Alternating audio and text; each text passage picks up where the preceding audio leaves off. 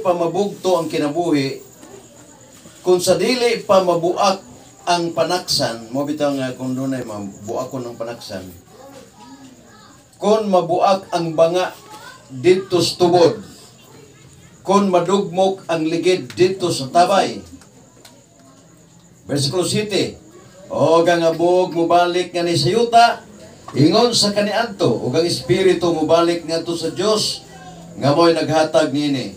8, kakawangan sa mga kakawangan, nagingon ang magwawali, ang tanan kakawangan man. Mga kaigsunan,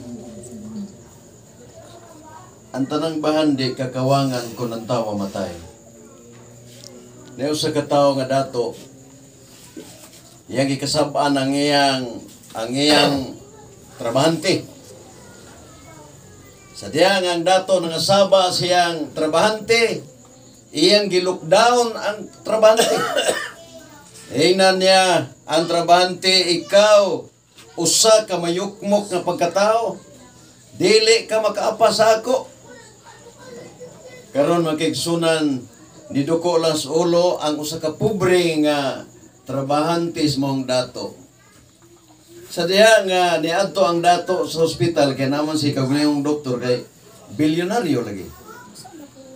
Ningon ang doktor, "Senyor,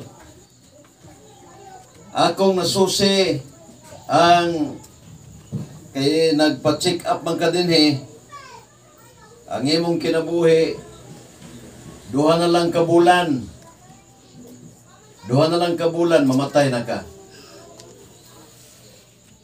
Wa kasabot ang dato sa iyang gibati, mga kaigsunan. Usaon naman ako ang akong mga bahandi.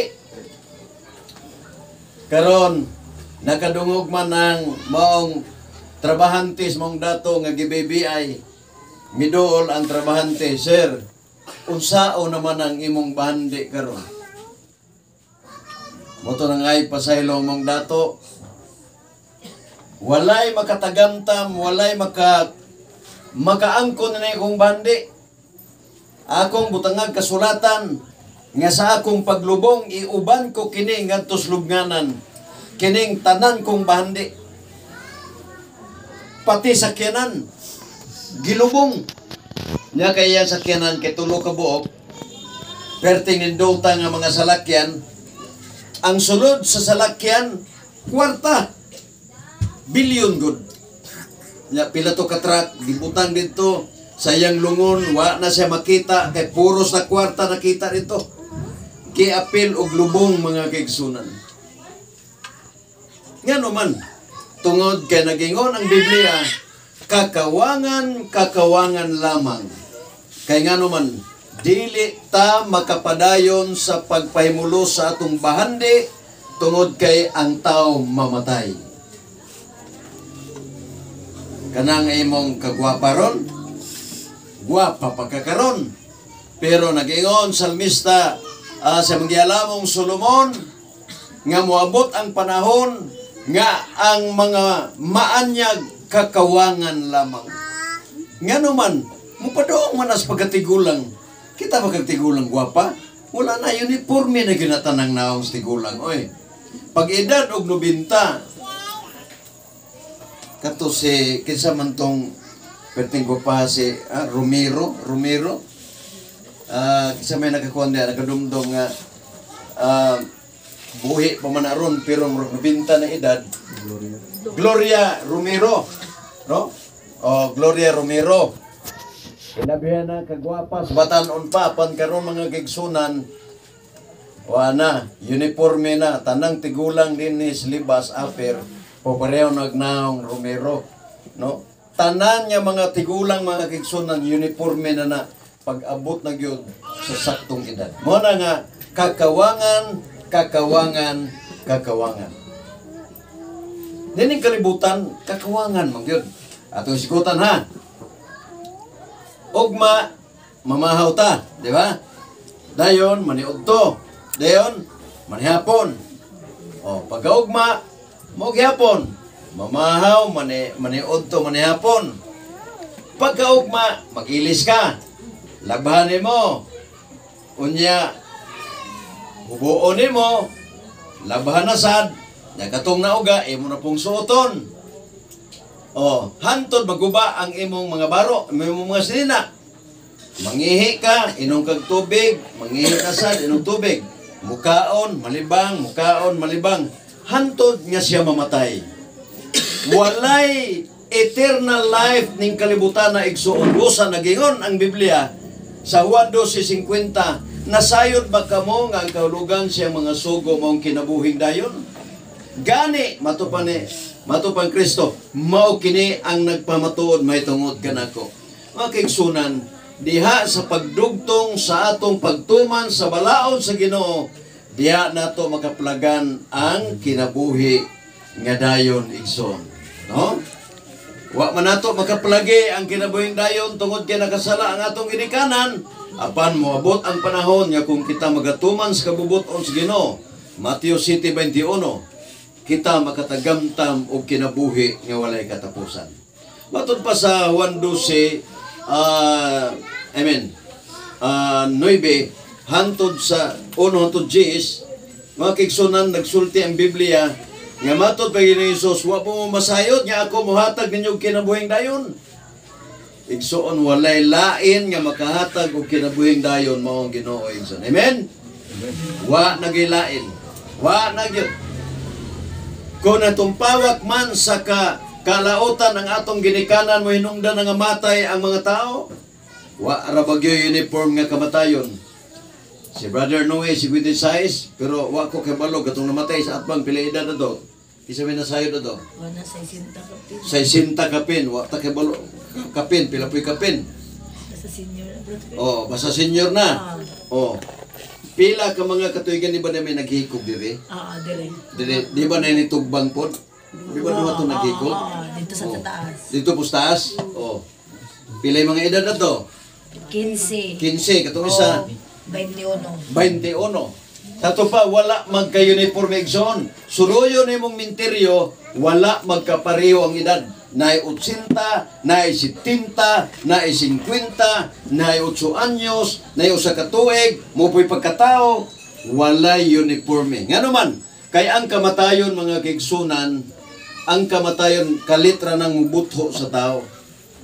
Oo, ngano man, impluensya man ta sa sala sa ginikanan. Sa diya nga ang atong ginikanan nakasala, nakabsan sa himaya, o nya, natunglo ang kalibutan, muhinungdan niya ang tao, mamatay na mga kaigsunan. Namamatay nga dili sa saktong edad. Ang oras muna kanang saktong edad. Pero kining mga taong gagmay pa kay edad, dili pa na niya oras. Pero nahimong oras niya tungod kayon sa man napiktahan tas tunglos kalibutan. Wala na mag-uniforme.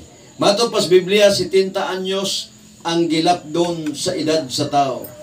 Apa nang uban ang halapas ng 70? Praise the Lord. Pero katungwa pagabot makigsunan, ang standard yun mamatay ang tao 70. Pero ang uban maayo kaayo mo timan sa panglawas, muna mo sobra 80, 90. Ang uban maabot 100. Pero padulong gihapon mga kaigsunan mo parking ang tao. Padung gihapon mo pahulay ang tao. Busa na ining kalibutan na walay forever mga kaigsunan. Mo na nga nagsaligta na Ginoong Hesus sa iyang pagbalik, matod pa sa ikaduhang amen. Unang Tesalonica 4:17, pagbalik sa Ginoo banhaw niya ang mga minatay. Banhaw niya.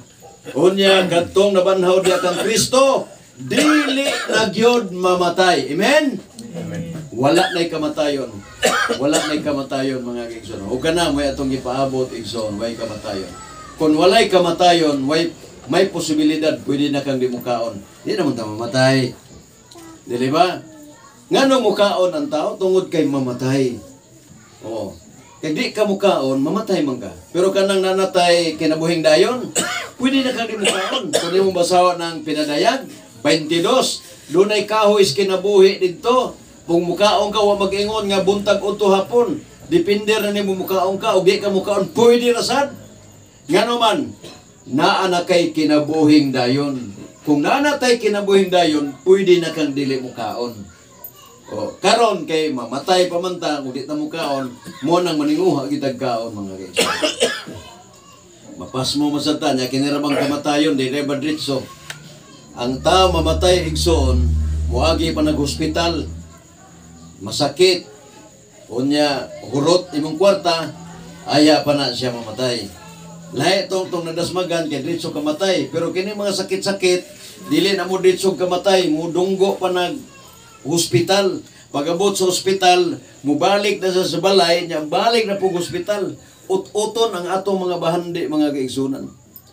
Mo nang dili lalim mamatyan mga igsoon, no? Sa diya nga akong papa namatay dito sa Bohol. Oh, di may taga Bohol pero akong magbuwang Tomas Bohol.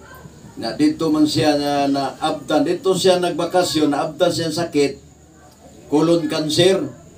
Kaya katos papa, Adventista to, pero magdada man to kulapo, butangan niya kining mga gamot-gamot para nga dili siya madispilusip. Butangan niya gamot-gamot kay tambal lagi. Sige sa inom, sikreto, buslot ang yan tinae mo tong colon cancer. Namatay si papa, gitawag to na mo drinking master kay instructor man to. Namatay siya mga kaigsunan, wala ko kaila kay dako man akong papa, property no giniwanga. Oh, bukog panit na lang, itom pag yun. Kung di naman ni mga akong papa, mo na nga kakawangan lamang ang tanan nining kalibutan. Mo bitaw mag-alagad tas Ginoo kay do natay pangandoy nga mukapot anang kinabuhing dayon. Abi niya igsuon gipulaan na tanining kalibutan. Yes, puul kayo ang kalibutan. Ngano man daghang problema sa kalibutan karon. Mga pagkaon, matud pa ni Esteban Escudero sa pa sa mamatay. Grabe kalisod ang atong panahon karon. Pagkatapos sa bulan, grabe ng mga utang. Isa pa, tubig, kuryente, card. Oh, kining card. Diya naman na mupuyo ng maningil o di kamuhatag sa card. Diya na muhigda sa inyo. Di mo uli o di gid makakuha. Ito ka ng card. Ari na ko tulog, ma'am. Yan rin ko tulog ako may kwarta. Na, di mo gyud kumubiya diri o di mo muhatag. Looy biya po, mo na yung makangutang na lang mo dito. Kaya saon yung dili. Nya, kaya diya man po mukaon. Dili gyud ko kaong yun. Dako na no kagasto, ano sa pagpangutang na lang dito. Lisod ang kalibutan karon igsoon puyan. No? Wa mo maglisod igsoon, lisod kayo. Mo bitan ng uban maghubog-hubog na lang kay ngano man dili kagwanta sa kalisod sa tung panahon ron. Ang uban lumsan na nilang ilang kauglingon. Nya karon kay pagkahumas hubog, mahulian, dako mag-utang sa kuan tindahan sa kay nangutang masad. Sobra na gyud ang mga kasakit nga naas tao mga kaigsunan. No? Mo na nga ang Biblia nagsulti kakawangan pero naisulbad igsoon.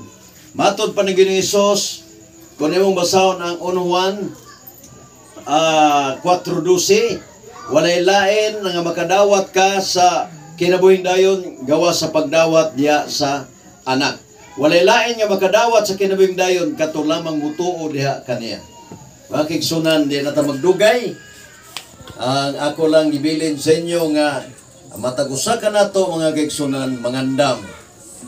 Mangandam ang matag-usa. 2 Corinto 13:5 matod pa diya, search, susiha ang imong kaugalingon kung nagalagad pa ba ka ni Kristo. Thank you very much. Ang Diyos magapanalangin ka natong tanan.